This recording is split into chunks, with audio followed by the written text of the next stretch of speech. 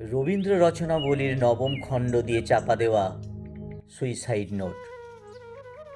ছেলেকে লেখা। লিখে হাতে ব্লেড নিয়ে বাথরুমে ঢুকেছিলেন মাস্টারমশাই। দুপুরবেলা কাজের লোক দরজার তলা দিয়ে রক্ত আসছে দেখে চিৎকার করে ওঠে। ছেলেকে লেখা এই তার প্রথম এবং শেষ চিঠি। অরণি, আমি বিশ্বাস করি সন্তান পবিত্র জলের মতো, যদিও তোমার সঙ্গে আমার সম্পর্ক ভালো নয়, তবু তোমাকেই লিখে রেখে যায়। গত 2 বছর তোমার মায়ের চিকিৎসা বাবদ আমার যৎসামান্য সঞ্চয় আপাতত নিঃশেষিত। চিকিৎসার ব্যয়ভার আমি আর নিতে পারছিলাম না।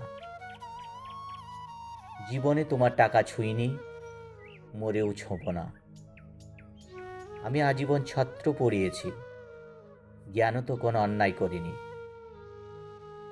গত মাসে আমার স্কুলে এক অভিভাবক এসে ঝোলাঝুলি করেন তার ছেলেকে নেবার জন্য।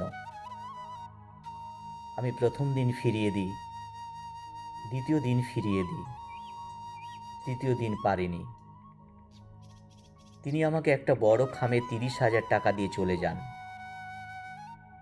সেই টাকায় এ মাসে তোমার মায়ের চিকিৎসা চলছে।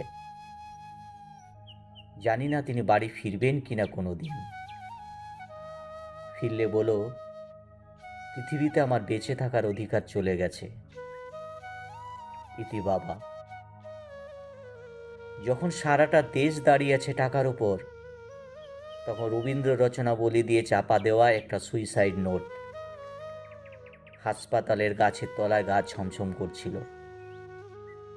এগিয়ে গেলাম সাদা কাপড়ে ঢাকা মাস্টার মশাইয়ের দিকে, একটু বেরিয়ে থাকা পা দুটোর দিকে।